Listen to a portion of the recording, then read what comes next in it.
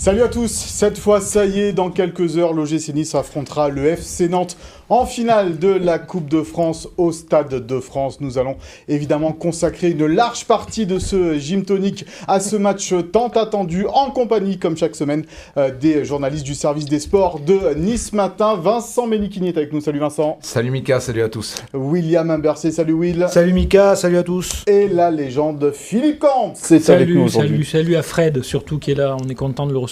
Évidemment, puisque notre invité cette semaine est le dernier capitaine du gym à avoir soulevé cette coupe. Il est l'un des adjoints de Christophe Galtier. Frédéric Joria est avec nous. Salut Fred. Bonjour messieurs. Merci infiniment d'être sur le plateau de Gym Tonique. Alors avec toi, nous allons revenir évidemment sur cette finale, la préparation de cette finale de Coupe de France. On reviendra aussi sur cette finale de 1997 gagnée au Parc des Princes. Au sommaire également, un focus sur Andy Delors, le pour-contre, qui sera favori de la finale, la compo probable, le cadeau de la semaine et le souviens-toi de Philippe, spécial finale. On remontera jusqu'en 1954.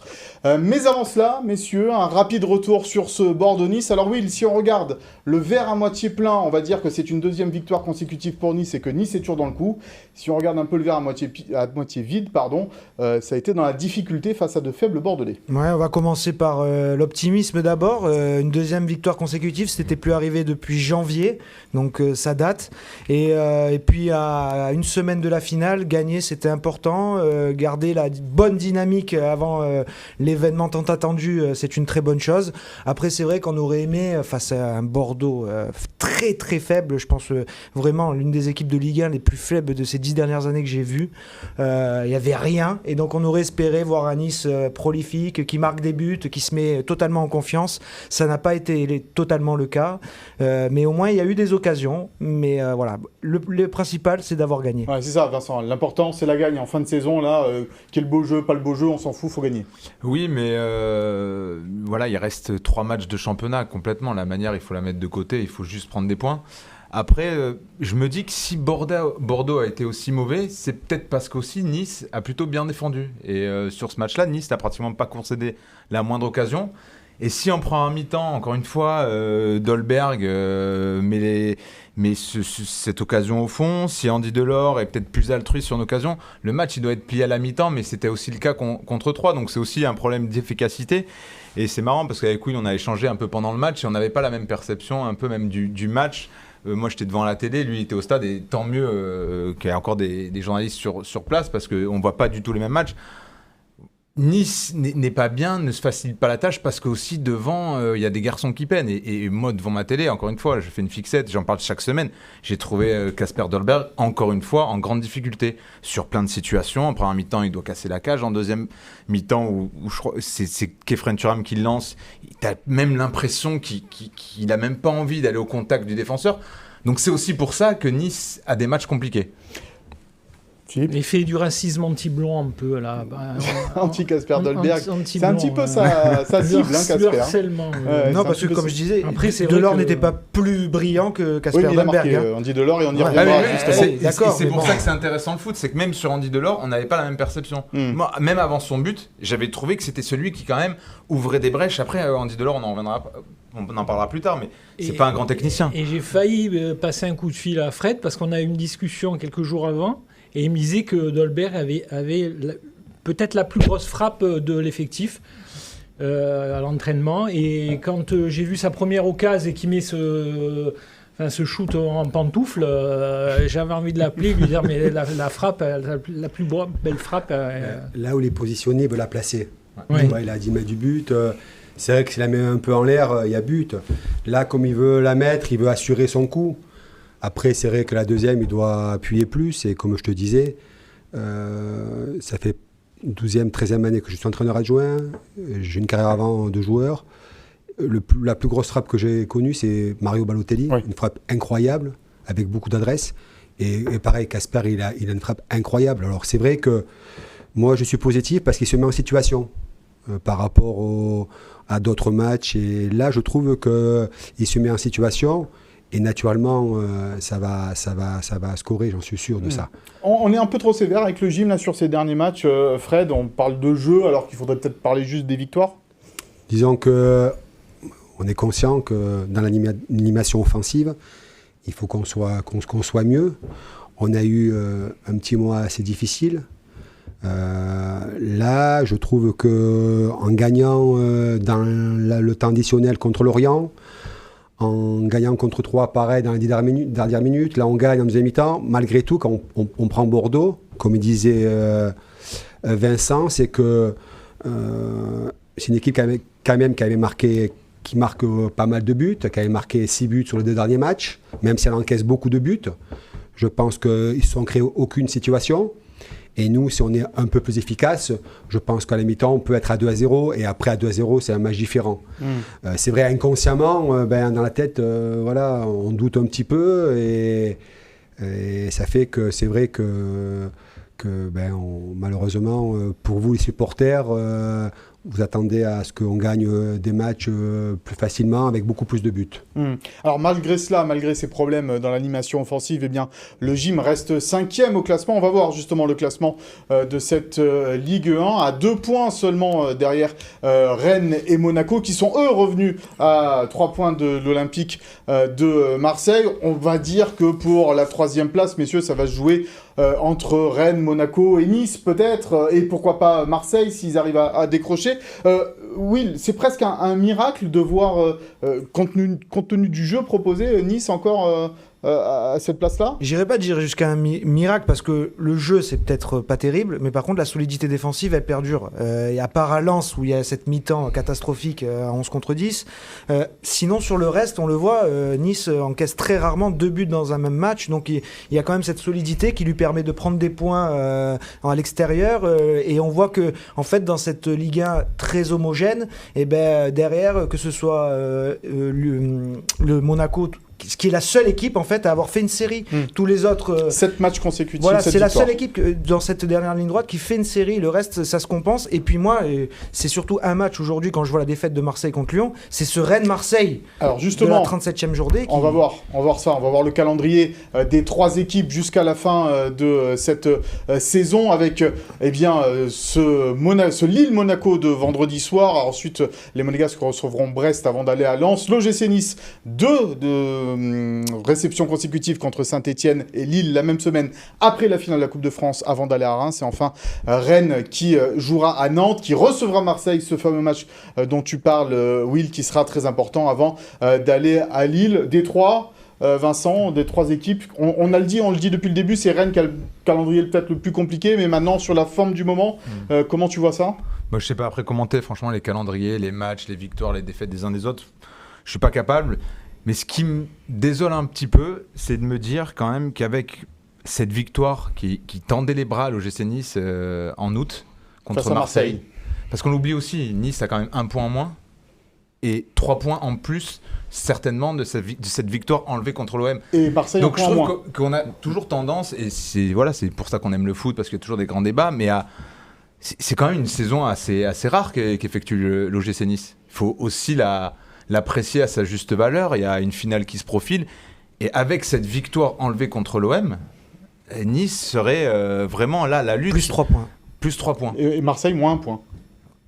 Oui, Donc, tout à Nice fait. devant Marseille. Avant Tout à fait. Rennes-Marseille, on serait en très bonne posture pour être deuxième. C'est de la fiction, Fred. On peut pas avoir de regrets là-dessus. De toute façon, c'est joué, Non, quoi. mais à l'heure actuelle, il reste 3 matchs. Un match de Coupe de France, une finale. Tu signes en début de saison, tu signes de suite. Si on te dit qu'à 3 matchs de la fin, tu as 2 points de la Champions League, que tu fais une finale de Coupe de France, mais tu signes de suite. Ça fait que notre saison, elle est bonne. Bien sûr qu'à la finalité, il faut quelque chose au bout. Si tu finis 6e et que tu perds en Coupe de France, tu auras fait une saison moyenne, tu seras déçu. Non, pas raté. Mais je pense qu'on va gagner cette Coupe de France et on va bien finir le championnat. Oui, puisqu'il peut y avoir une dynamique, Philippe. Si Nice gagne cette finale de Coupe de France sur les 3 derniers matchs, on ne sentira pas la fatigue, avec la réception de Saint-Etienne mercredi, puis Lille le dimanche. J'espère. Samedi, pardon. C'est difficile de se projeter. On va voir samedi, et puis après on verra avec le championnat. Ce qui est fou, c'est que on arrive au but, on touche au but, et la saison, elle peut être ou exceptionnelle, ou on peut avoir des regrets. Et on dirait qu'il n'y a pas de milieu. Il n'y aura pas de juste milieu. On va tomber d'un côté ou de l'autre. J'espère qu'on tombera du bon côté. Et on arrive au bon moment. En tout cas, comme je te l'ai dit tout à l'heure, on a une période un petit peu difficile comme chaque équipe. Nous, on l'a connu, ça fait un mois. Mais là, vraiment, on arrive dans le sprint final où le groupe est très soudé. Et là, on voit cette semaine, on fait une très très bonne semaine d'entraînement. Bon, ce qui est normal, puisque il y a quelque chose au bout. Il y a quelque chose au bout. Et je trouve qu'on a réussi à inverser un petit peu cette mauvaise période. Ouais, dans les têtes, ça va un petit peu mieux. Il y a des choses qu'en interne, tu ressens, que tu peux voir automatiquement quand tu es à l'extérieur, tes supporters, tu vois pas, tu juges que, et c'est normal. Ouais, sur les résultats. Voilà. En tous les cas, s'il y a bien un homme en forme dans cette équipe de l'OGC Nice en ce moment, eh bien c'est le buteur, Andy Delors. 4 buts inscrits sur les 6 derniers matchs. On va voir les statistiques sous le maillot rouge et noir de Andy Delors pour le moment, avec 11 buts inscrits, une passe décisive. Vincent, c'est un peu le seul attaquant au niveau peut-être en ce moment, Andy Delors, non ? En ce moment, clairement. Casper Dolberg et Amine Gouiri traversent une énorme crise de confiance. On espérait que ça s'inverse à Bordeaux. Malheureusement, ça n'a pas été le cas. Et une fois encore, c'est Andy Delors qui a repris le flambeau et qui assure les 3 points à l'OGC Nice. Si on fait le bilan un peu des recrues, Andy Delors, c'est presque 20 sur 20. Il est arrivé en fin de mercato et j'ai envie de dire, heureusement qu'il est arrivé. Et on se rend compte que c'est une valeur sûre en fait. Et que c'est bien par moment de miser aussi sur des garçons avec de l'expérience. Il a 29 ans, 30 ans. Bah lui, tu sais que c'est 10 buts, voire plus assurés. Et puis même, je trouve, dans ce qu'il dégage, il amène tout le monde avec lui. Il était un peu moins bien en janvier, il avait pris un peu de poids. Là, je le retrouve aussi à son poids de forme. Donc franchement, valeur sûre. Ouais, quelle générosité, Andy Delors. C'est un combattant, c'est un gladiateur, comme les Niçois aiment ça. Et là, on parle de 11 buts, mais toute compétition confondue. Oui, et avec les 2 buts de Montpellier, qu'il avait marqué aussi, c'est un garçon à 15 buts déjà cette saison. C'est pas anodin, un attaquant à 15 buts, c'est, comme l'a dit Vincent, une valeur sûre.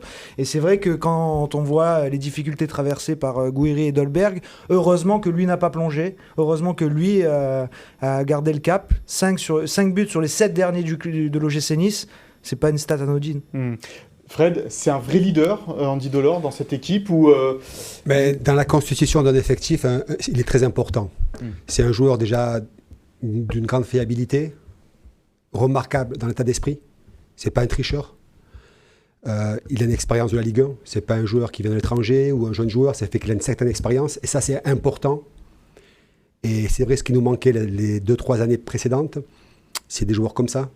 On avait Dante, là on a lui, on a Morgan au milieu, même si Morgan ne joue pas, mais dans le vestiaire il était important. On a Walter dans le but. Et c'est vraiment une recrue qui a été faite en fin de mercato, mais pour nous qui était importante. Heureusement qu'il est là, Philippe, quand même, Andy Delors, pour booster un petit peu cette attaque. Oui, il est bien, il se bat, il met des buts, il lâche rien, il est aimé, il est naturel. Voilà, il va marquer en finale, donc... Ouais, c'est vrai, mais il a raison. C'est la prédiction de Philippe, ça ? Ouais, évident, mais... Et puis tu as le sentiment qu'il n'est pas sujet, lui, à la pression. Ouais. Faudra voir. Fred, tu as la pression, Andy Delors, ou tu le sens vraiment rien ne l'atteint ? Non, rien ne l'atteint.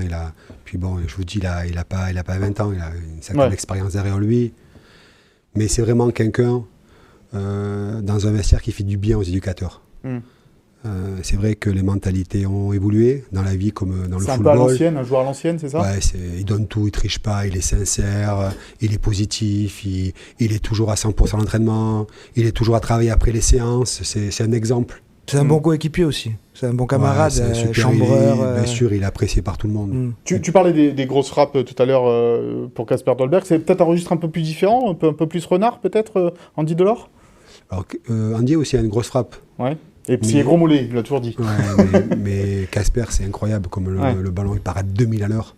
Et puis aussi, pareil, il cherche, il est placé. Mais ce qui est fou, Andy, c'est plus en force, tu vois, que l'autre, il met la force, mais il la place.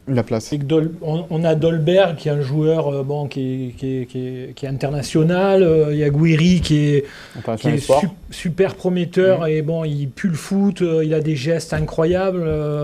Kluivert, Stengs, c'est des beaux joueurs de ballon, quoi. Delors, plus l'impression des fois que c'est un petit bison, quoi, comme dit Vincent. Un besogneux. Qui pas besogneux, mais et en fait c'est lui qui fait la différence, alors que les artistes pour l'instant ils sont un peu dans la loge, quoi. Tu peux nous dire un petit mot sur Amine Gouiri, peut-être, Fred, et comment il va, comment il se sent, parce qu'on parle beaucoup de son état de forme à Amine, et on aimerait le revoir à un très haut niveau et marquer des buts comme il le faisait. Il va très bien. C'est une grande saison, une première année l'année dernière en Ligue 1. Où il a marqué des buts, il a enchaîné beaucoup de matchs. Les 6 premiers mois, pareil, avec des buts. Et c'est normal, vu son âge, qu'il a une période un petit peu difficile. Mais il doute pas, il sait que voilà, ça passe par là, une carrière d'un joueur. Il est en train de la connaître. Je pense que là, il a été mis 2 fois sur le banc un petit peu pour un peu le laisser reposer dans sa tête aussi, pour qu'il gamberge pas. Ouais. Et là, pareil, c'est la même semaine que les autres. Il fait vraiment une très bonne semaine. Et lui, l'objectif, bien sûr, il a cette finale au bout, ces 3 matchs à aller chercher. C'est un compétiteur et il saura être présent dans ces rendez-vous-là.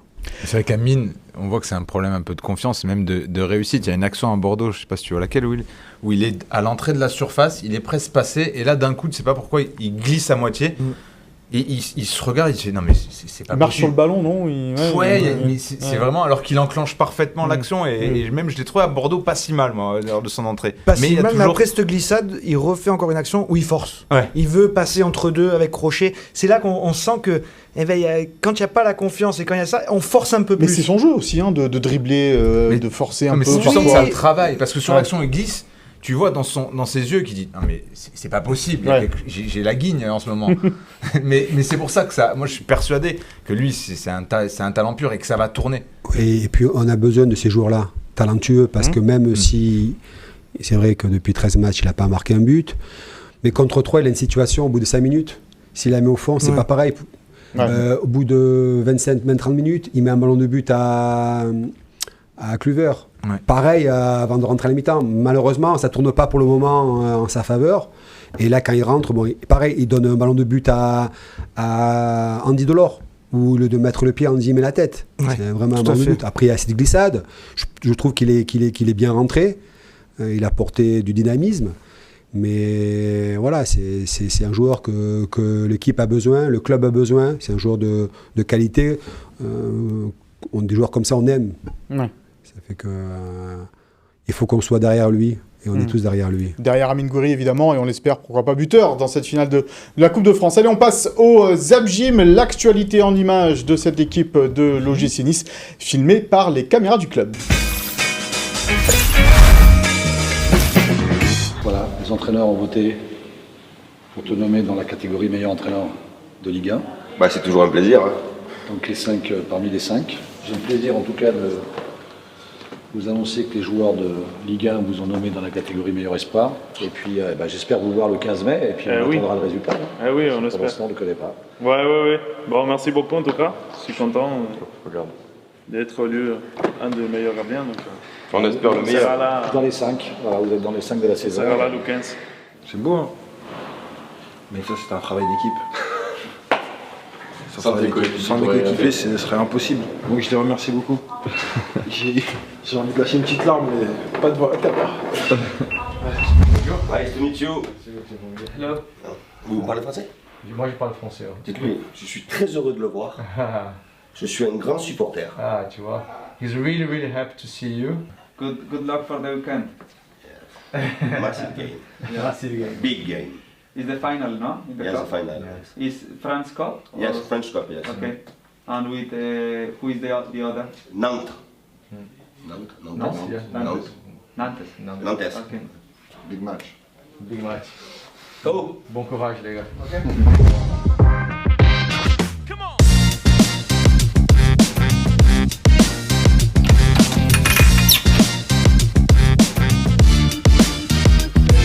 Voilà, si on avait dit. Après, ça passe. Ouais, c'est la même chose. C'est parti.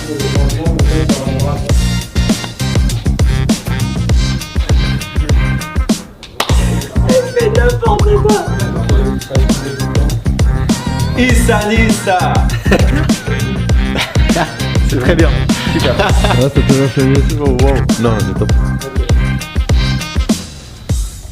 Est-ce que tu penses qu'on n'a rien repris? C'est réglé, les gars, passez une bonne journée. C'est bon.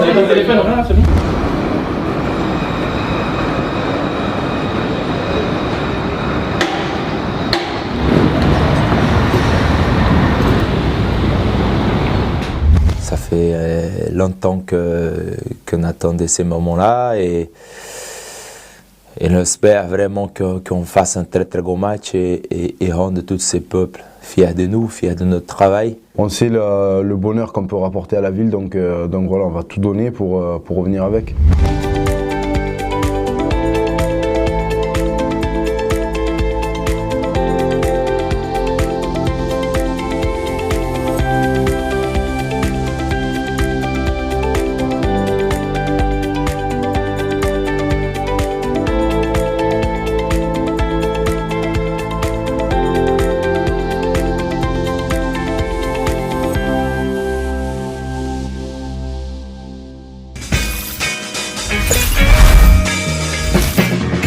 Voilà, un Zap Gym que vous pouvez retrouver en intégralité sur les médias de l'OGC Nice. Allez, il est temps, messieurs, d'ouvrir cette large page consacrée à la finale de la Coupe de France face à Nantes. Vincent, les dernières infos côté niçois. Donc tout va bien côté niçois. Morgan Schneiderlin postule un retour dans le groupe, donc sa présence va faire du bien parce que c'est un groupe jeune, donc voilà, il a l'expérience. Lui, il a déjà joué au Stade de France. Bon, il sera certainement sur le banc, mais voilà, il sera remis dans le but. On en parlera tout à l'heure dans le compo probable, mais voilà, ok, merci Mika. Donc on va laisser un petit peu de suspense. Non, mais voilà, tout va bien. Attendu à Paris pour les conférences de presse, ce sera le vendredi à 18h après la séance au Stade de France. Donc voilà, un groupe... 17h15 la conférence de presse, 18h l'entraînement. C'est ça. Un groupe uni et soudé vers un objectif ultime qui est ce titre que le club attend depuis 25 ans. Avec une petite info de notre ami Damien Reich, l'attaché de presse de l'OGC Nice, c'est que Stéphanie Frappard fera aussi une conférence de presse. C'est assez nouveau l'arbitre de cette rencontre. Oui, bah là je vais laisser William en parler, je sais pas. Non mais c'est assez nouveau. Non mais voilà, c'est bon. Ah oui, c'est nouveau, mais c'est bien. Conférence de presse avant. Ouais, petite conférence de presse. Ouais, voilà, après franchement, elle est... Première femme en finale d'une Coupe de France. Oui, mais aller poser des questions avant le match à un arbitre, franchement, je sais pas. Bah, ma foi. Vous y serez en tous les cas, messieurs, donc vous pourrez lui poser les questions que vous voulez. William, les dernières infos du côté du Football Club de Nantes. Eh ben, elles sont également très bonnes. Ça, malheureusement pour le gym. Camboiré l'a dit, sa première victoire, c'est d'avoir aucun blessé. Dans son équipe pour ce match-là. Les incertitudes, c'était Nicolas Pallois en défense. Tu nous as fait espérer, pourtant. J'espérais aussi. Mais il a dit lui-même, ils lui ont fait un plâtre le week-end dernier pour son genou, et ça a bien tenu. Et puis voilà, les observateurs du FC Nantes voient une réelle différence avec Pallois, sans Pallois. Et le deuxième joueur qui est de retour aussi, mais qui a joué qu'une mi-temps à Lens, c'est Chirivella, qui au milieu de terrain fait beaucoup de bien aussi. C'est la plaque tournante de cette équipe. Je cours, je long. Il décharge aussi Blas dans l'équipe quand il est là. À Lens, il a joué qu'une mi-temps. La deuxième mi-temps, à 11 contre 10, il n'était plus là. Ils ont pris le bouillon, ils ont pris 2 buts, ils ont failli perdre, alors qu'ils menaient 2-0 11 contre 10. Donc voilà, Nantes, tous les feux sont au vert. À la fond, en forme, dans les buts. Oui, ça sera lui. Ça sera lui, ce ne sera pas Descamps pour la finale. Donc Bertrand de Man, qui ne joue plus. Qui jouait dans les époques 70, c'est ça? C'est ça. Ouais. Et donc voilà, Nantes qui arrive en forme. Qui arrive en forme avec sûrement une défense à 5. Et qui prend pas mal de buts, quand même, cette équipe de Nantes. Qui prend pas mal de buts, mais qui en marque aussi beaucoup. Elle en a marqué le double de l'OGC Nice sur la période demi-finale, finale. Donc il y a Moses Simon qui marche sur l'eau en ce moment, en pleine forme. Colomani qui est toujours bon. Blas aussi qui est régulier. Donc voilà, une belle équipe en face. Elle vous impressionne, Fred, cette équipe de Nantes, coachée par Antoine Camboiré? Il sait y faire en plus. Oui, c'est une équipe qui va être difficile, une équipe qui joue à 5 derrière. On a gagné 2-0 chez eux. Au match aller, c'était difficile. On a été vraiment malmenés. Et au match retour, pareil, 2-1 chez nous. Deuxième mi-temps très difficile. Oui, ça va être une équipe difficile à battre. Et ça reste un match. Et tout match est pas facile. Philippe, un petit mot aussi sur ce que nous réserve Nice matin. On en parlait un petit peu la semaine dernière, mais là, on a un peu plus d'idées sur ce fameux supplément que va offrir Nice Matin à tous les supporters du un supplément d'âme. Un encart de 32 pages qui sera offert et qui sera dans le journal et qui sera donné le soir à la fan zone avec tout ce qui sera chaud, c'est-à-dire l'annonce, les compos d'équipe, les conférences de presse, les derniers échos. Le billet de Philippe Corms. Et puis... et un petit portrait de Christophe Galtier. Un gros portrait de Christophe Galtier. Willan Cyprien. Cyprien, l'ancien niçois qui est aujourd'hui nantais. Des rétros, les encouragements des VIP, les pronos des anciens joueurs niçois et nantais qui ont porté les deux maillots. Le match des tribunes. Beaucoup de choses. Vous n'avez pas dû chômer ces derniers jours, messieurs. Non, surtout moi. Philippe travaille énormément. Oui, on n'en doute pas. C'est le chef, c'est normal. Le chef travaille toujours plus. Alors, on se pose évidemment la question de qui sera le favori de cette finale de la Coupe de France entre Nice et Nantes. C'est le pour-contre de cette semaine. Et Vincent, toi, tu es plutôt Nice favori. Oui, raisonnement basique, parce que j'ai le sentiment que Nice réalise une meilleure saison que Nantes et dispose de joueurs de talent davantage que cette équipe nantaise. Sigouiri a un coup de mou, il y a Andy Delors, il y a Dolberg, qui, j'espère, réalisera une finale à la hauteur de son talent. Il y a Calvin Stangs, il y a également le petit Brahimi qui revient en forme, il y a également Kefren Turam qui a cette capacité à faire voler en éclats le bloc nantais, et il y a surtout aussi une défense de fer, Dante Todibo, qui est la meilleure de Ligue 1. Donc il y a tout pour réaliser un gros coup contre Nantes. Et donc c'est pour ça que Nice, à mes yeux, est grand favori. Du coup, William, toi, tu penses que Nantes est favori? Non, je ne pense qu'il n'y a pas de favori. Ah. Je pense que c'est une finale. Oh, le bluff. Il se mouille non, pas, c'est pas du tout un bluff. C'est ce que j'avais dit déjà il y a 1 mois et demi quand on avait parlé de cette finale. Une finale, c'est 50-50. Il n'y a pas... faudrait entendre le président River. C'est 90 minutes et il n'y a pas de dynamique, il n'y a pas de choses qui rentrent en compte. C'est un événement où il y a aussi une pression pour les deux équipes. Comment chaque joueur va appréhender l'événement. C'est en un match... Et c'est un destin européen qui est au bout de ce match. Donc il y a un supplément d'âme des deux côtés. Le niveau se nivelle. Je trouve que il parle des qualités de l'OGC Nice, il y en a, mais à Nantes aussi, on vient d'en parler, il y en a. Il y a un effectif qui arrive en pleine bourre, qui a marqué des buts. Eux aussi, ils ont la possibilité de transformer leur saison en quelque chose d'exceptionnel, alors que l'année dernière, ils jouaient leur vie. Donc bien sûr que ces joueurs aussi, ils ont envie d'aller chercher le titre. Donc pour moi, une finale, c'est 50-50. Et on se rappelle de Nice-Guingamp. Nice était dernier, condamné à descendre. Et ben, ils sont allés chercher la coupe. On aurait dû faire un autre débat, parce que bon, 50-50. Mais ce que j'ai envie de dire, c'est qui a le plus à perdre, en fait? Nice a le plus à perdre par rapport au projet Nice est favori. Non, pas du tout. Je suis pas du tout dans cet état d'esprit-là. Parce que quand on se souvient du parcours de Nantes la saison dernière, voilà, Nantes, pour eux, c'est un peu une embellie. Nantes, l'an dernier, ils se sauvent sur un fil en barrage. Aujourd'hui, ils sont dans la première partie de classement. Ils ont là avec quasiment la même équipe en plus. C'est ça, donc à mes yeux, c'est pour ça que dans la dynamique des deux clubs, Nice est favori. Après, je rejoins William. Il y a plus de certitude sur les dernières semaines. Non, mais c'est pour ça que je te rejoins après sur une finale. Il y a des paramètres. J'imagine, Fred, que le cœur te dit Nice plutôt favori, mais la raison te dit peut-être te penche plus vers oui. Je te dis, ça reste 50-50 bien sûr. Après, on va ramener cette coupe à Nice, mais oui, 50-50, c'est un match, il y a une histoire d'un match, il peut se passer tellement de choses que je suis d'accord avec Will. Philippe, il y en a un qui se mouille, l'autre qui se mouille pas. Alors, moi je vais vous expliquer, le favori c'est Nantes. Parce que, en fait, chaque fois que Nice est favori, Nice perd. Donc 78, Nice était grand favori contre Nancy, avec que des internationaux à Nice, et que Platini à Nancy. Nice a perdu la coupe, la finale et la coupe. En 2006, Nice était favori contre Nancy en Coupe de la Ligue. Nice a perdu.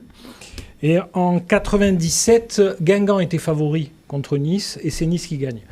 Donc pour Nice, il vaut mieux dire que c'est Nantes qui est favori. Donc le maillot jaune reste en tête du peloton. Alors, autre question, autre débat que l'on peut avoir aussi, messieurs, avant cette finale. Est-ce que Nice joue sa saison sur le match? Je sais, on y va un petit peu fort, mais est-ce qu'on peut penser que Nice joue sa saison seulement sur ce match? Moi, je vais me baser sur une seule chose, c'est la dynamique que peut entraîner la victoire, l'euphorie que ça peut entraîner derrière. Je crois beaucoup en ça. On en avait parlé avec Olivier Fugin. 97, la saison, elle est horrible au niveau championnat. Et derrière la finale, vous jouez contre Metz, 3-0. C'est comme un élan. Quand on fête un titre, il y a la fête, il y a la joie et la cohésion. Et du coup, voilà, on y va, le train avance, et moi je mise là-dessus en me disant que avec le titre, les 3 derniers matchs, l'équipe elle sera sur un élan, et puis il y aura une Ligue des Champions peut-être à aller chercher, donc un objectif en plus. Donc Nice joue sa saison pour ça, pour moi. Difficile quand même de dire que Nice joue sa saison sur ce match-là quand on voit que le club est 5e à 2 points de la 3e place. Ouais, mais je signe tellement pour une victoire en Coupe de France et que Nice perd les 3 derniers matchs de championnat. Je sais que Fred et même le coach ne le diront jamais, et c'est normal parce qu'ils ont un groupe à maintenir en haleine, mais pour moi cette finale elle représente énormément de choses. Attention de ne pas tomber trop haut aussi si tu perds cette finale, c'est ça aussi le problème. C'est pour ça que pour moi évidemment que Nice joue sa saison sur cette finale, parce que ça va forcément influencer plein de choses. Et même pour Christophe Galtier, c'est un mec qui vit pour la gagne. Il a gagné la Coupe de la Ligue avec Saint-Etienne, il a remporté l'an dernier le titre avec Lille. Moi, je le répète depuis plusieurs semaines. Il y a une attente énorme autour de cette finale. Et voilà, j'espère vraiment que Nice la remporte. Parce que pour moi, ce sera vraiment la grosse gueule de bois si tu la perds. Et quoi qu'il arrive, c'est le match qui restera dans les mémoires. Mais ça ne sera pas le match de Saint-Etienne après ou la réception de Lille. Le match qui va rester dans la tête des Niçois dans 10 ans, dans 15 ans, dans 20 ans, c'est la finale. Donc on joue sa saison. Même si Nice finit 3e ou 2e. Oui. Derrière. Fred, j'imagine que non, tu ne peux pas dire que Nice joue sa saison sur ce match-là quand tu travailles au quotidien avec cette équipe-là. Bien sûr que non, puisqu'il y a 2 compétitions totalement différentes et qu'on est encore en course pour une place européenne à travers la plus belle des compétitions européennes. On n'est qu'à 2 points, hein, on en a parlé. Ça fait que non, c'est vraiment... après, est-ce que si tu viens à la perdre, on la gagnera. Est-ce que la dynamique va être mauvaise? Ça, on ne le sait pas. Mais non, nous, on a, comme avant ce match de finale, on était vraiment focus sur le championnat. Et sur Bordeaux, il fallait gagner à tout prix. On l'a gagné. Maintenant, on a cette finale-là. Et puis après, on reprendra sur un championnat derrière avec 3 matchs qui restent. Après, ce qui est vrai, ce que dit Philippe, l'impact que peut avoir auprès des gens, une finale, une victoire, c'est un impact assez incroyable. Moi, ça fait 25 ans qu'on a gagné cette Coupe de France. Je ne pensais pas du tout que l'impact serait aussi important auprès des gens. C'est vrai que les gens, ce qu'ils vont se rappeler, c'est tu la gagnes ou tu la perds avant tout. Après, derrière, si tu finis 2e, 3e, oui, bien sûr, parce qu'il y aura derrière une Champions League, tu vois.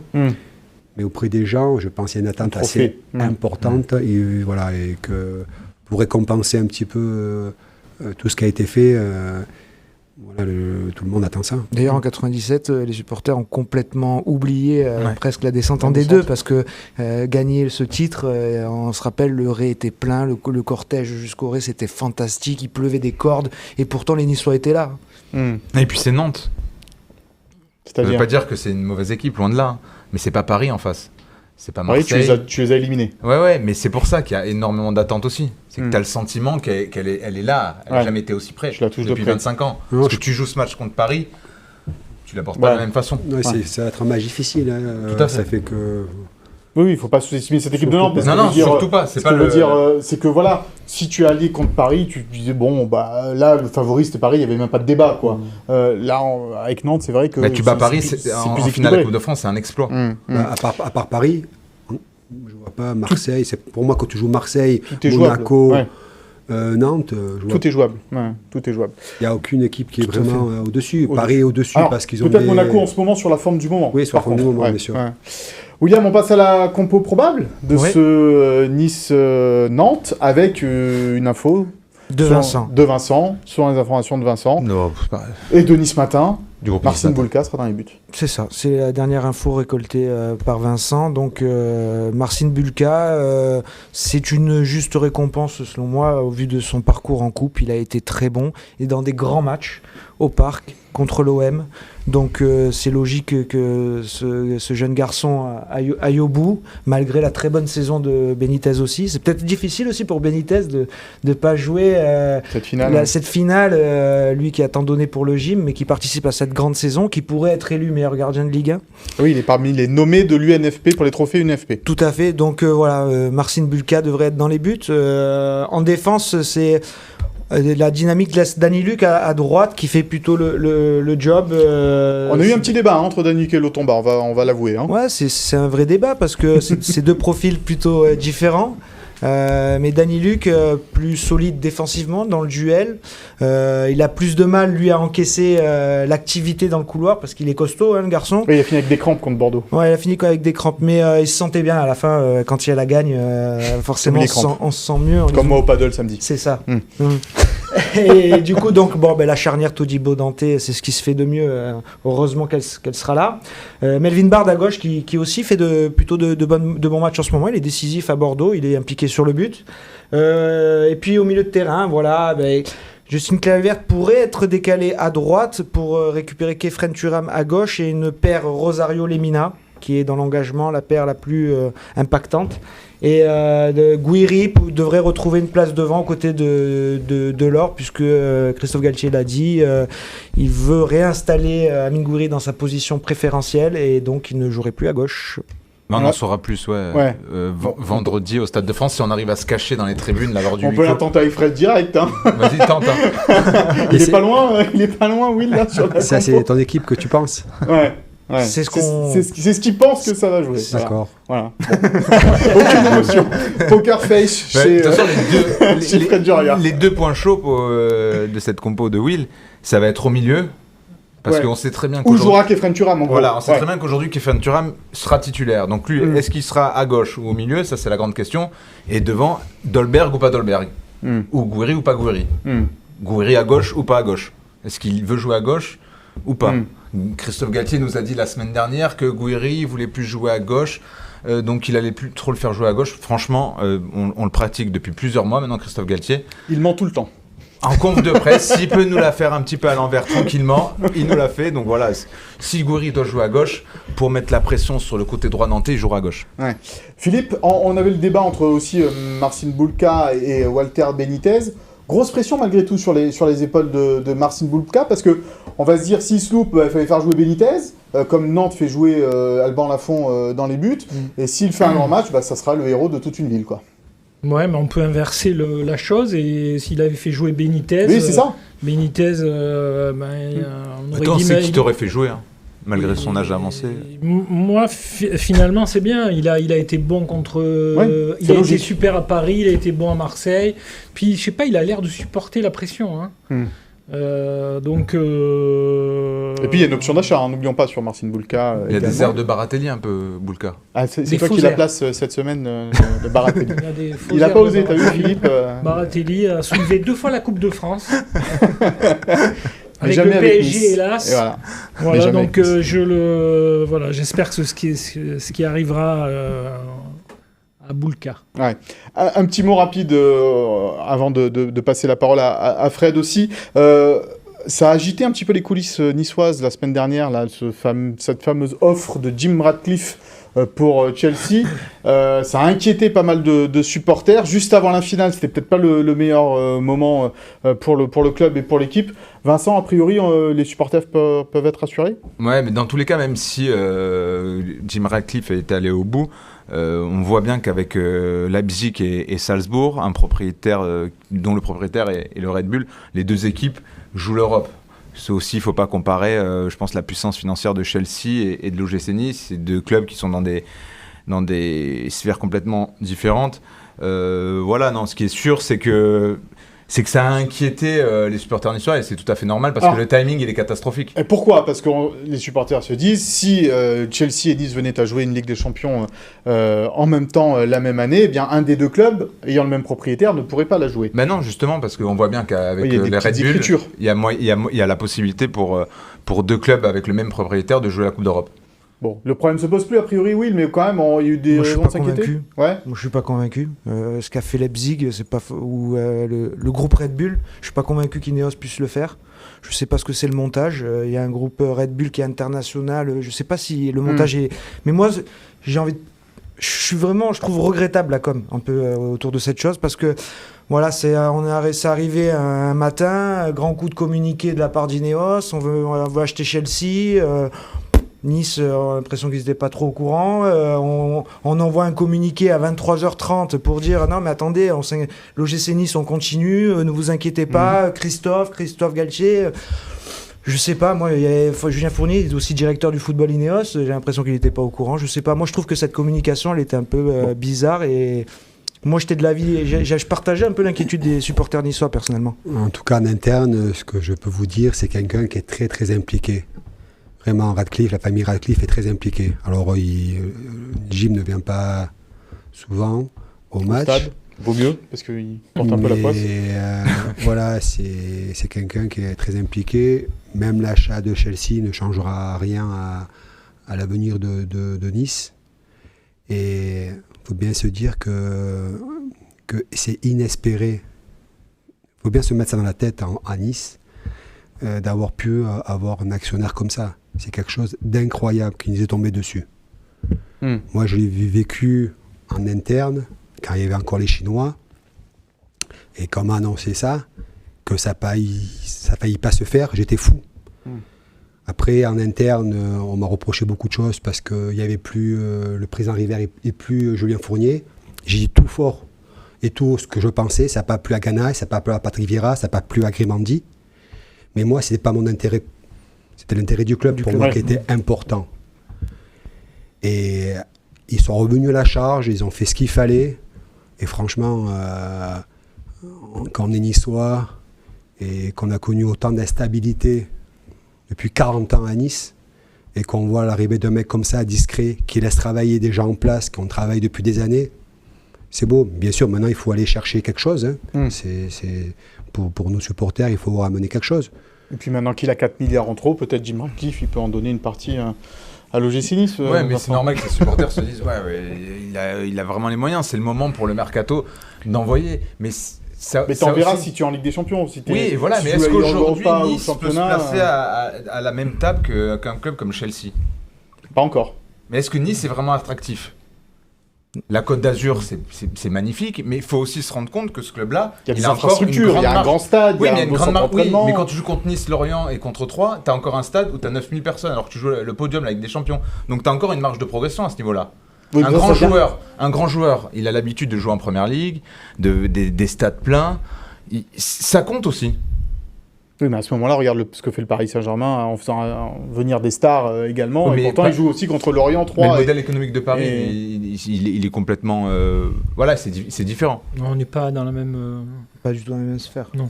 Bon. Non, mais encore une fois, je le répète, c'est pas la puissance économique qui m'inquiète, c'est la communication. C'est mal tombé, quoi. C'est mal tombé, comme l'annonce de Christophe Galtier, on s'en rappelle, en plein match de l'équipe de France à l'Euro. Bon. On passe au cadeau de la semaine, messieurs. 2 places à gagner pour la rencontre entre l'OGC Nice et l'AS Saint-Etienne. Ça sera le mercredi 11 mai à 19h à l'Alliance Riviera. Et bien pour cela, il faut pronostiquer le score exact de cette finale de la Coupe de France entre l'OGC Nice et le Football Club de Nantes, avec si possible le nom des buteurs ou le nom du buteur, s'il y en a, ou peut-être même 0-0, les tirs au but. Ça, on verra pour notre cœur si on arrive à s'accrocher. En tous les cas, vous pronostiquez ce match avec le hashtag Gymtonic. Mais c'est quoi ton prono, toi, d'ailleurs? Ça serait intéressant. Bon, je sais pas, tiens, j'y ai pas réfléchi encore. On va faire un tour de table. 1-0, but de Dolberg. Voilà. Tiens. À vous, tiens, monsieur. Hop, on va faire le petit tour de table sur le prono, là. On va aider nos téléspectateurs. 4-1, Huc, 2 buts de Biekovic et Castellani. Will 3-1, avec Moses Simon. Ah, tu vois Nice marquer carrément 3 buts, toi. Ouais. Ils prennent le premier, puis derrière, ils renversent tout. D'accord. Avec Casper, bien sûr, et Danny Luc ou Bard. Je sais pas pourquoi, mais je vois un des deux défenseurs marqués. Allez, Vincent. 1-1, Delors, penalty. Ouf. On souffre, mais vraiment. La séance est dure, vraiment, tu vois. Cyprien peut donner la victoire à Nantes, finalement il le rate. 15-14. Et c'est Dolberg qui fait une nasserie, qui regarde c'est Damien Reich comme un symbole. Fred, Dolberg, Vermeulen. en 1997. De blond. Fred, est-ce que tu revois Vermeulen s'avancer vers le ballon? En plus, c'est marrant parce que il y en a 5 qui sont nommés. Quand Vermeulen veut tirer le penalty, putain, on n'est pas trop sûr parce que Alors tu l'avais vu, toi. Autant Louis Gomis, on était sûr qu'il pouvait pas le louper parce que je te promets, il marquait tout, il envoie une mine. Et quand je vois s'approcher Vermeulen, et puis tranquillement, sans pression, comme il n'a aucune pression, sans pression, il le met à côté opposé.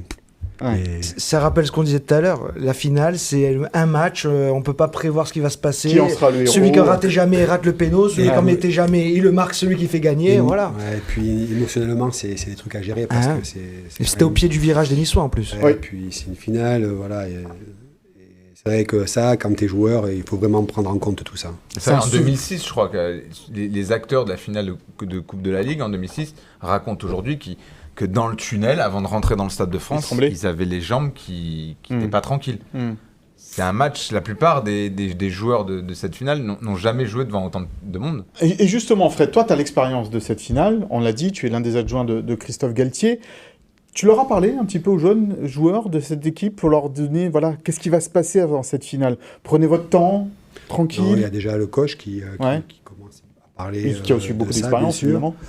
Et puis après, chacun, Thierry, moi, on donnera des petits consignes aux joueurs, mais non, rien de bien pour le moment préparé. Et le moment viendra pour commencer à balancer 2-3 trucs. Ouais. C'est important, ça. Raconte-nous un petit peu cet avant-match, quand on est à l'échauffement, qu'on est en finale de Coupe de France. Alors à l'époque, au Parc des Princes, il y avait 40 000 personnes, un peu plus de 40 000 personnes. Là, il y en aura 80 000. Est-ce qu'il faut faire le vide autour de soi ou au contraire s'imprégner de l'ambiance? C'est vraiment individuel. Et puis, quand le coup de sifflet retentit, on oublie tout. On n'entend plus rien. C'est l'avant-match que la veille, à l'hôtel, la journée, l'après-midi, chacun a sa préparation. Chacun, bien sûr, prépare différemment les matchs. Mais c'est là qu'il va falloir vraiment... pas la jouer avant, pas monter en pression. Et je pense que nous, on va avoir un rôle important, c'est dans le vestiaire. Ouais. C'est le rôle d'un adjoint, ça, justement, de déceler un gars que tu sens un peu... Bien sûr. Un peu fragile. Fébrile. C'est quoi? C'est de le rassurer, de lui faire pas un câlin, mais presque. Non, bien sûr, parce qu'on connaît les joueurs, on les a depuis, pour certains, 2-3 années, pour d'autres, ils sont arrivés, mais on connaît bien nos joueurs. Et c'est toujours les rassurer. T'en as, ils s'en foutent, ils n'ont pas besoin. Il y en a d'autres qui ont besoin d'entendre quelque chose, un mot qui va lui amener de la confiance, le rassurer. Justement, tu sens que tu as un groupe assez solide cette saison? Oui, malgré la jeunesse, je pense, oui. On a, comme vous le savez, un groupe très jeune, mais des mecs qui savent où ils veulent aller. Et je pense que la pression ne sera pas trop importante pour notre équipe. Il y a des mecs qui ont déjà gagné aussi. Schneiderlin qui a gagné un trophée, Dante qui a gagné des trophées. Ça aussi, ça compte. Mario Lemina également. Bien sûr, on revient aux joueurs d'expérience qui nous faisaient défaut et qui sont très importants pour nous cette année. Boudaoui, Attal, qui ont gagné la CAN. Attal, hélas, ne sera pas je pense qu'il sera dans la délégation de Nice. Il sera là, Youssef. Mais Dante, c'est quand même, ce sera dans le supplément, 10 finales disputées dans sa carrière, 8 finales remportées. Machine. Parfois, on oublie un peu que ce gars-là, quand même, c'est exceptionnel. Ce joueur, il est exceptionnel. On vous rendez compte, mais c'est hors norme. C'est pour ça, quelle joie, quelle fierté qu'un joueur comme ça puisse soulever ce trophée, parce qu'il a toutes les qualités que j'aime chez un homme et chez un footballeur.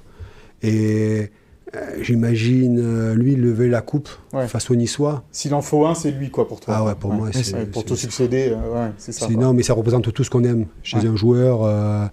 En plus, c'est un grand joueur. C'est leur norme. L'exigence, la rigueur qu'il met au quotidien. Pareil, c'est quelqu'un qui est tout le temps positif, comme on dit. Et voilà, auprès des supporters, tu vois, c'est vraiment, il la joue pas. C'est ce qu'il dit, c'est vrai. Il ressent vraiment ça. Et moi qui suis attaché à toutes ces valeurs-là, je prends mon plaisir. Bien sûr. Et après, on ne parle même pas de la qualité du joueur. Lui, il prendra le temps peut-être de soulever la coupe, chose que tu n'avais pas fait, parce que tu avais hâte de la prendre pour la montrer aux Niçois. C'est vrai. Tu avais presque arraché des mains de Chirac. C'est vrai. Parce que tu voulais leur montrer et tu n'avais pas pris le temps. Hein, pour prendre le temps, on prend passer le temps dans ces moments-là, parce que la chance qu'on avait eue, ça rentre. On va voir quelques images, justement. On avait pu la récupérer, moi je l'avais récupérée 2-3 fois, j'avais pu la prendre chez moi. Mais c'est vrai, en ce moment-là, on n'a pas le temps d'apprécier. T'as dormi avec ? Elle était chez moi, oui, elle était chez moi. Tu n'as pas mis jusque dans le lit, quand même. C'est le président Bouis qui a dormi avec la nuit de la finale. Hein, il avait dormi avec. Dans le lit, elle était. Sous les draps avec lui. C'est une belle nuit. Il nous l'avait dit. Non, pour spoiler un petit peu le contenu du supplément, il y a aussi un autre capitaine de l'OGC Nice, Jean-Philippe Mathieu, qui dit exactement la même chose. Qui, pour lui, il rêve de voir Dante héros de cette finale pour tout ce qu'il a apporté à l'OGC Nice, pour tout ce qu'il incarne à l'OGC Nice. Et un an après s'être fait les croisés, voir cet homme soulever encore un trophée, et le premier pour l'OGC Nice depuis 25 ans, ce serait une magnifique histoire. Et puisque tu parles de Jean-Philippe Mathieu, on a évidemment une belle pensée, une grosse pensée pour lui dans ces moments un petit peu très difficiles. Vraiment une grosse pensée pour Jean-Philippe, qui vit des moments douloureux. Il avait déjà malheureusement pas pu vivre et jouer cette finale. C'est du sportif, hein, c'est pas là ce qu'il vit maintenant, c'est autre chose. Et 25 ans après, malheureusement, il perd son épouse, et quelque chose de dramatique. Ouais, on a de tout cœur avec lui. On t'aime, Jean-Philippe. Et l'OGC Nice, évidemment, rend hommage à Jean-Philippe Mathieu, à son épouse, évidemment, décédée. On a tous une pensée pour Jean-Philippe et sa famille et ses proches. Tu parlais tout à l'heure, Fred, de ce moment inoubliable. 25 ans après, on t'en parle encore. Ouais, pourquoi aussi ? Parce que personne ne l'a gagné depuis aussi. Oui, c'est pour ça. C'est pas par rapport à Fred Joria. C'est par rapport au fait que j'étais le capitaine niçois, capitaine à soulever ce beau trophée. Et Jean-Noël Luc était là, qui avait été invité, tous les anciens. Le préféré à Philippe, à Dominique, Varatelli. Roger Jouve. Voilà, après la finale, le lendemain, parce que c'est un homme merveilleux, Jean-Noël Luc, humainement. Et puis, il m'avait dit, tu te rends compte ? Fred Joria soulève la Coupe de France. Il a l'air de dire putain à nous avec Guillou, Kataneski, Djekovic, on ne l'avait pas soulevé. Et c'est vrai que l'impact que ça a dans ta vie après, c'est incroyable. On t'en parle souvent. Avec du recul, si on l'avait perdu, ça aurait été terrible. Moi, étant niçois, à vivre ça, je ne suis pas de passage, j'ai eu la chance de faire ma carrière à Nice, d'être encore ici. Ça fait que c'est quand même différent d'un joueur qui est de passage, lui s'en va, sa vie elle est ailleurs. Moi, en étant niçois, j'aurais vraiment très très mal vécu ça. On a rencontré le président River cette semaine, et lui, il a repris le club quand même, on va en parler avec Fred aussi, en 2011, il avait mis 12 millions d'euros de sa poche. Le club, à ce moment-là, on ne peut pas dire que c'était un des fleurons du championnat de France. Et lui aussi, pour en avoir parlé avec lui, il sent que c'est un vrai moment charnière et qu'il a tellement envie pas de boucler la boucle, mais presque. Et toi, tu te rappelles de ce moment-là, tu as connu l'avant et l'après, toi aussi. Ouais, j'ai connu beaucoup de choses. Et dans cette finale, quand on s'est qualifié, il y a 3 choses vraiment qui me tenaient à cœur. La première, bien sûr, c'est pour tous nos supporters, tous les Niçois, pouvoir se retrouver comme ça à travers une finale, la joie que ça procure aux gens. Et nous, on fait ce métier pour apporter beaucoup de joie. Ça, c'est quelque chose aussi qui me tenait à cœur. La deuxième chose, c'est bien sûr pour nos dirigeants, pour notre président River, Jean-Pierre River, et puis pour notre directeur général, Julien Fournier. La seule bonne période qu'on avait connue avant, c'était avec Maurice Cohen, avec Fred Antonetti et Roger Ricord d'ailleurs. On avait été en finale en 2006. Mais sinon, si on fait le bilan de 40 dernières années, c'est un club qui avait vécu vraiment des moments très difficiles.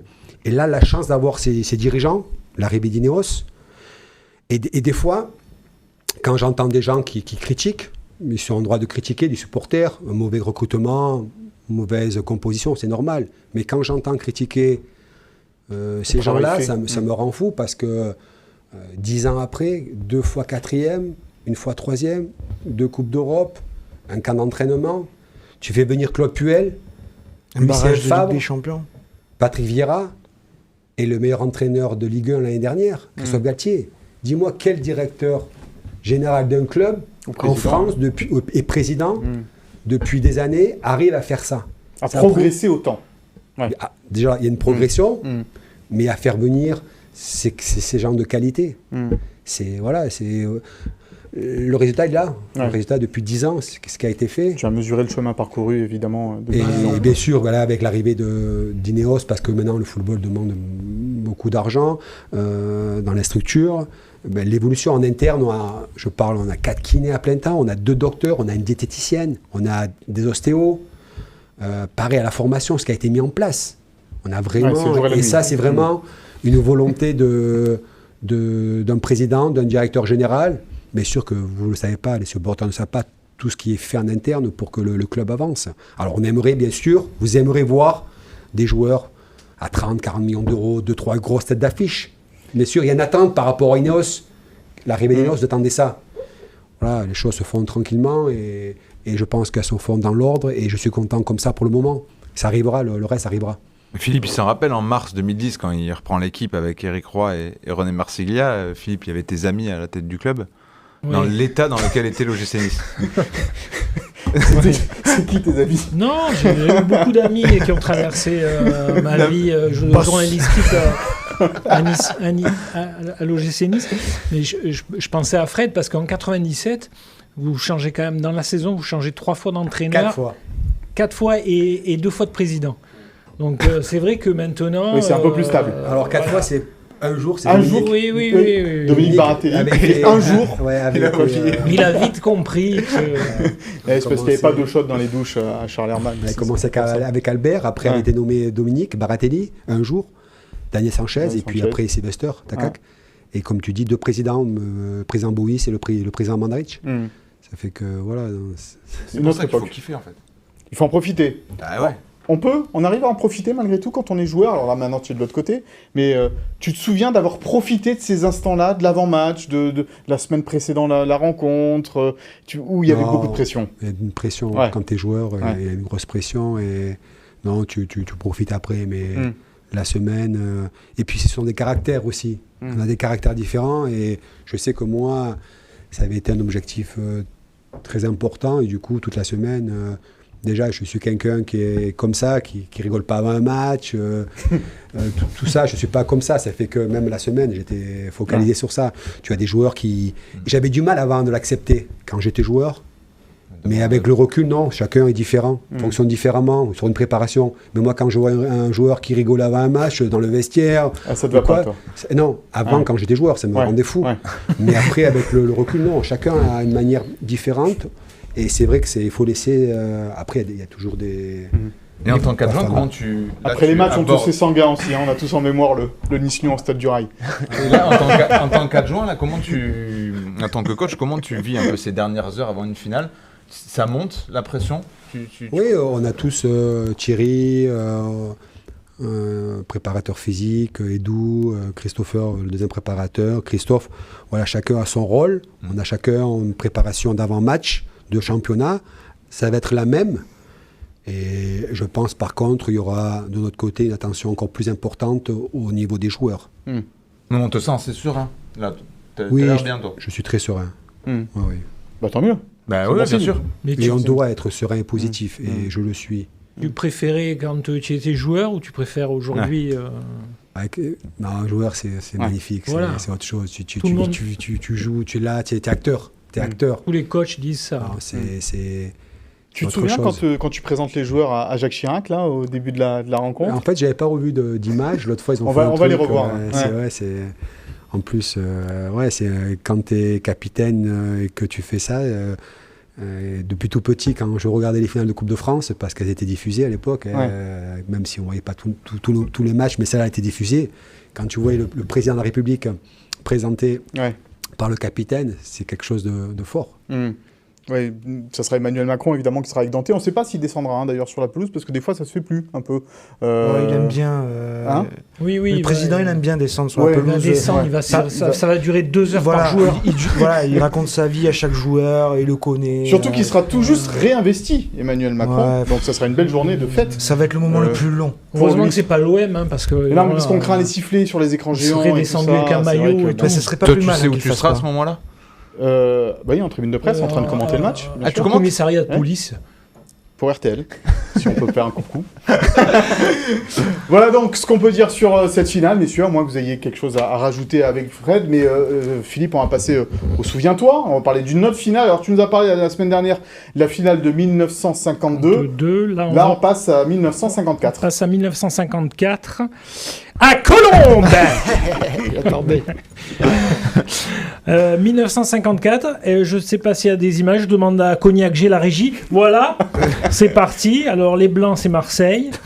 Donc voilà, une équipe qu'on aime bien détester. 56 000 spectateurs à Colombes en dimanche, hein, tout le monde en costume. Voilà, ça change. Les amis en accéléré là. Donc là, on va voir le premier but niçois de Nuremberg. Belle sortie du gardien. Tête plongeante. Gardien, c'était Angèle. Belle réalisation aussi. En sachant que ça c'est Pancho. Pancho González. On est parti un peu vite là parce que j'ai pas eu le temps de vous dire que les Marseillais étaient arrivés 20 minutes seulement avant le coup d'envoi. Donc ils avaient été pris à froid. Deuxième but de Carniglia. Une frappe, Carniglia. Nice avait étouffé Marseille en première mi-temps. Les Marseillais, donc, ils étaient toujours dans le bus. Les Marseillais qui étaient favoris de cette. Là, on revient à 2-1. Le gardien. Hélas, Anderson, le gardien Erabedjan. Erabedjan. Et alors là, il y aura le fameux geste de Pancho. Alors là, on va voir le fameux geste de Pancho González. Attention, il est là. Voilà. Fantastique. Alors là, mais franchement, c'est un geste qui est dans l'histoire du club. Bah oui, il est même sur les t-shirts de la finale. Le t-shirt de la finale, c'est le patrimoine niçois. Pancho qui avait sauvé le gym, et Carniglia après qui avait sauvé le gym de la tête. Pancho que Fred. Évidemment. Pancho était là en 97. Il a été dirigeant. de tous les trophées de l'OGC Nice. Pancho qui avait inventé d'ailleurs après ce geste, mais c'est un geste héroïque qu'il fait. Vous rigolez, mais je ne sais pas si vous vous rendez compte. Franchement, on a rigolé sur tout. On a rigolé sur tout sauf sur ça. Il fait un geste exceptionnel. C'est exceptionnel. Et donc après, il invente cette chanson Pancho Pancho Panchonetta Bici Bici Bicyclette. Il vous le chantez. Bien sûr. Chanter dans le. Pancho, c'était un homme délicieux, adorable, fantastique. Quelqu'un qui a compté pour le club, qui a été joueur, capitaine, entraîneur, dirigeant, bien sûr. Voilà, qui nous a quittés, à qui on pense, qui était super. J'en profite, on est pressé, mais tant pis. Alors, il y avait l'équipe, c'est Erabedian, Ben Nassef, Poitevin, González, Cuissard Majoub, qui était une paire exceptionnelle au milieu de terrain, bien meilleure que Rosario et Lemina. Cuissard Majoub, oui, Julien Jarisi me disait que c'était une paire exceptionnelle. Et ça a des joueurs à vocation offensive, Ujlaki, Antonio, Carniglia, Fontaine, juste Fontaine, et Nuremberg. Et donc, Nice avait gagné 2-1. C'est la deuxième Coupe de France de l'OGC Nice en 1954. C'est toi qui avais fait le papier à l'époque ou non? Oui, j'avais fait le papier. T'avais mis combien à Pancho là 9. Pancho avait 10. 10 pour Pancho. 10 sur 10. Donc, René Coty qui avait donné la Coupe de France à Cuissard et 1954. Donc maintenant, voilà, on espère que ça va être la même chose. Qui succédera à Cuissard, à Fred Joria. On espère que ce sera évidemment Dante qui soulèvera cette Coupe de France. On croise les doigts. On croise les doigts samedi soir au Stade de France. Messieurs, franchement, en tribune de presse, on va se le dire, là, il n'y aura pas de... Il y aura le maillot dessous. Non, on va pas te mettre le maillot, mais il n'y aura pas d'objectivité. On sera complètement subjectif et complètement supporter de Nice. On en a... Voilà, la carte de presse, ça sera peut-être balancée. On sera pour Nice. J'avoue que la demi-finale, on l'attendait, la demi-finale contre Versailles, la victoire et tout, mais franchement, à la fin de la victoire, canaliser un peu Will aussi. C'était un grand moment. Il peut devenir Inès après. Mais non, mais 97, j'étais un minot. On va pas laisser parler les enfants qui n'ont pas connu 97. Ils étaient. Mais bien sûr qu'on l'a connu, je viens d'en parler. Ils jouaient avec des Lego à l'époque. Moi, j'étais au Parc des Princes. Moi aussi, mon cher. J'étais au Parc des Princes en tribune de presse. Scandé par la tribune de presse. Moi, j'étais en Boulogne Rouge. Dans la tribune. J'étais en tribune de presse. Et comme le match en plus suspense exceptionnel, voilà, le dénouement on le connaît. J'étais à côté de Jean Chaussier. Formidable journaliste, un ami, on l'embrasse, Jeannot. Et Chaussier et moi, on a bien mis 5 minutes avant de pouvoir ouvrir la machine pour écrire un mot. C'était impossible. C'est la première fois qu'on voyait Nice gagner quelque chose. Une décharge de bonheur un truc de fou, quoi. Et c'est pour ça que c'est ce que tu dis, émotionnellement, c'est incroyable. Bon. Et c'est là où les joueurs ils vont Ça te devoir. prend de plein pense cœur. On l'a bien fait monter la sauce là, les gars, je pense, hein, à un moment donné. Hein. On va espérer évidemment que l'OGC Nice ramène cette Au Coupe Stade de France. Au Stade de France. Et puis qu'on se retrouve, voilà, qu'on fasse Bah oui, l'émission. de toute façon, il y a mardi, il y a émission, hein, Et les puis gars. Damien Reich nous a promis la coupe sur le si plateau, ça se passait si bien. ça va Donc, arriver. Damien qui Donc évidemment, on se retrouvera mardi pour débriefer cette finale de Coupe de France, en espérant évidemment débriefer cette victoire niçoise. Fred, merci beaucoup. Je vous remercie. J'embrasse Virginie Rossetti. Ah, nous aussi, on l'embrasse. Parce que je pense, tu vois, Virginie, j'ai pas dit trop de conneries. C'est bien. Je surveille, Virginie, attention. La directrice de la communication de l'OGC Nice qu'on embrasse, évidemment. On embrasse tous les supporters. Vive Virginie. Tous les supporters qui vont faire le déplacement au Stade de France. Ils vont arriver de Jakarta, de Guadeloupe, de Martinique, de partout dans le monde. On les embrasse, bien évidemment. On se retrouve au Stade de France. On se retrouve aussi mardi, donc, pour un nouveau Gym Tonic. Et puis à la semaine prochaine. Et allez, Nice.